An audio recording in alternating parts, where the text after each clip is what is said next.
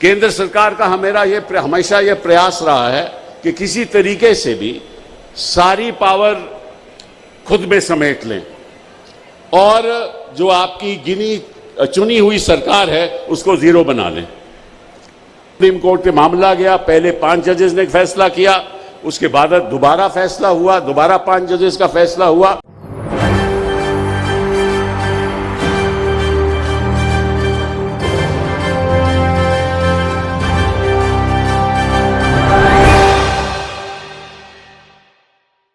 नमस्कार, SPN9 news देख रहे हैं आप। आपके साथ मैं हूं मानसी जायसवाल।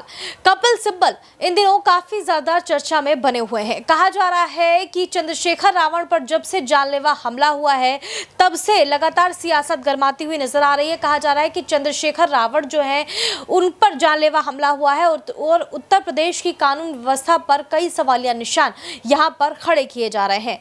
उत्तर प्रदेश में अगर जिस तरीके से कानून व्यवस्था चरमराती हुई नजर आ रही है, अगर उनसे नहीं संभल रही है तो योगी आदित्यनाथ को अपना इस्तीफा दे देना चाहिए। आपको बता दें, कपिल सिब्बल की यहां पर बहुत ही महत्वपूर्ण भूमिका नजर आ रही है। कहा जा रहा है कि कपिल सिब्बल यहां पर जिस तरीके से अरविंद केजरीवाल का साथ देते हुए नजर आ रहे हैं, मोदी सरकार के खिलाफ वो आवाज उठाते हुए नजर आ रहे हैं।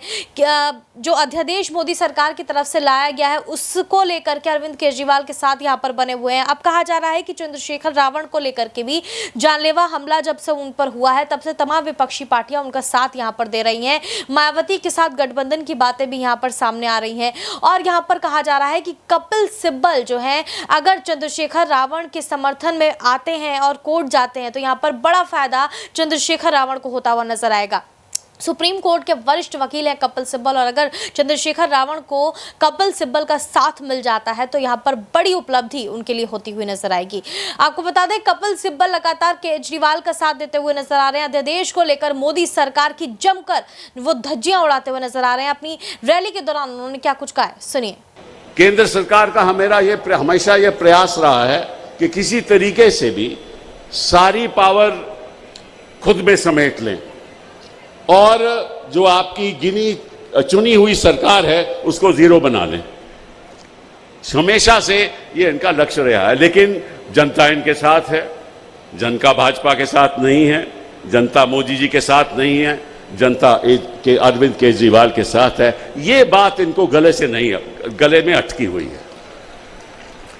तो इन्होंने क्या किया, इन्होंने केस कर दिया सुप्रीम कोर्ट में और ये कहने लगे कि जो भी ब्यूरोक्रेट हैं, जो भी अधिकारी हैं, वो भी हम चुनेंगे और जो हम कहेंगे वो करेंगे।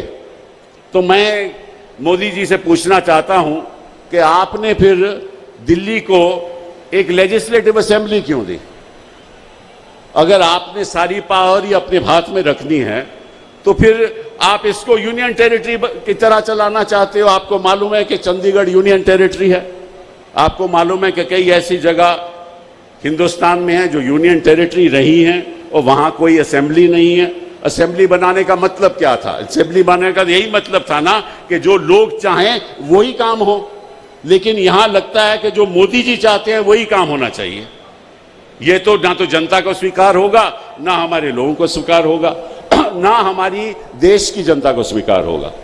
तो इन्होंने बड़ा प्रयास किया, सुप्रीम कोर्ट के मामला गया, पहले 5 जजेस ने फैसला किया, उसके बाद दोबारा फैसला हुआ, दोबारा 5 जजेस का फैसला हुआ और इन्होंने कोशिश ये की कि लेफ्टिनेंट गवर्नर को द्वारा जो भी, देखिए किसी भी मंत्री के नीचे एक सेक्रेटरी होता है, जो भी मंत्री और जो भी सरकार के फैसले होते हैं उन फैसलों का पालन सेक्रेटरी को करना पड़ता है। लेकिन इन्होंने ये तय कर लिया कि सेक्रेटरी भी हम बनाएंगे और जो हम कहेंगे वो सेक्रेटरी करेगा, लेकिन मंत्री का कहना नहीं मानेगा। इन्होंने ये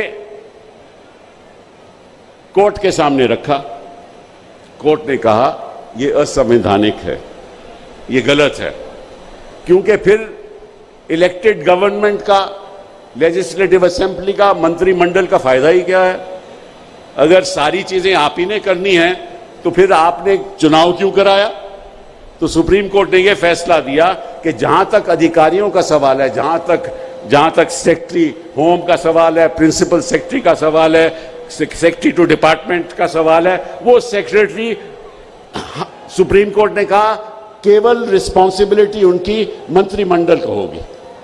मतलब कि जो मंत्रिमंडल कहेगा, जो मंत्री कहेगा, उसका पालन उनको करना पड़ेगा। यह फैसला हो गया। ये 11 मई 2023 को यह फैसला सुप्रीम कोर्ट ने सुनाया। और फिर इन्होंने क्या किया, इन्होंने 19 मई को एक अध्यादेश जारी कर दिया। उस अध्यादेश के अंतर्गत इन्होंने कहा कि चाहे जो सुप्रीम कोर्ट ने कहा हो, जो सुप्रीम को कहा हो, हम जो national capital territory of Delhi का जो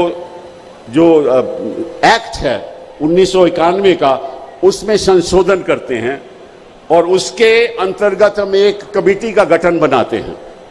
एक कमेटी में कौन होगा, एक तो मुख्यमंत्री जी चेयरमैन होंगे, उसके साथ प्रिंसिपल सेक्रेटरी होम होंगे और उसके साथ चीफ सेक्रेटरी होंगे।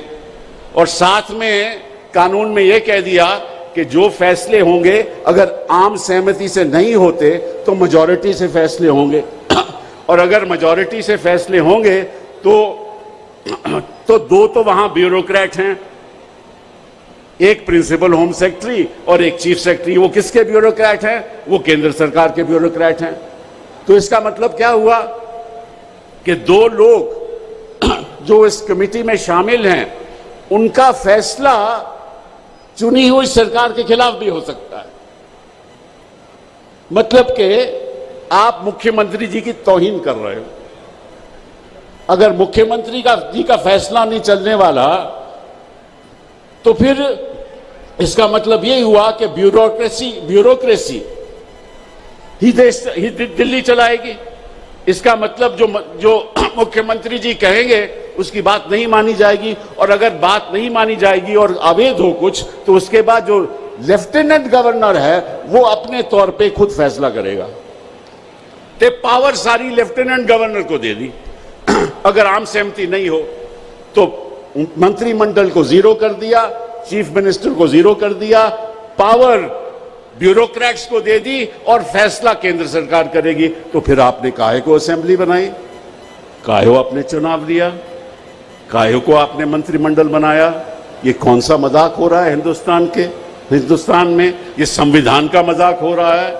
ये किस किस्म के कानून हैं? और आपको मालूम है कि सुप्रीम कोर्ट ने कई फैसलों ने कहा है कि आप सुप्रीम कोर्ट का फैसला अध्यादेश द्वारा, कानून द्वारा रद्द नहीं कर सकते। वो उनके हक में नहीं है। ये फैसला सुप्रीम कोर्ट ये रद्द नहीं कर सकते। तो मुझे मालूम है कि आप सरकार ने सुप्रीम कोर्ट में याचिका भी दायर की है कि इस अध्यादेश को रद्द करना चाहिए, जो असंवैधानिक है।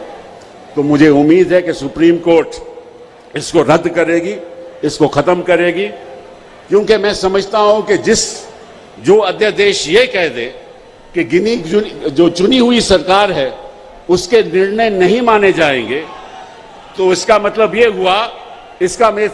हुआ कि जो ब्यूरोक्रेट कहता है उसके कहने माने जाएंगे। तो इसका मतलब कि असेंबली का कोई मतलब ही नहीं हो, केवल ये। तो सुना आपने, अरविंद केजरीवाल की रैली के दौरान कपिल सिब्बल बड़ा हमला बोलते हुए नजर आए मोदी सरकार पर। इन सभी मसलों पर आप क्या सोचते हैं हमें कमेंट करके जरूर बताएं। देश और दुनिया की तमाम बड़ी खबरों के लिए देखते रहिए SPN 9 न्यूज।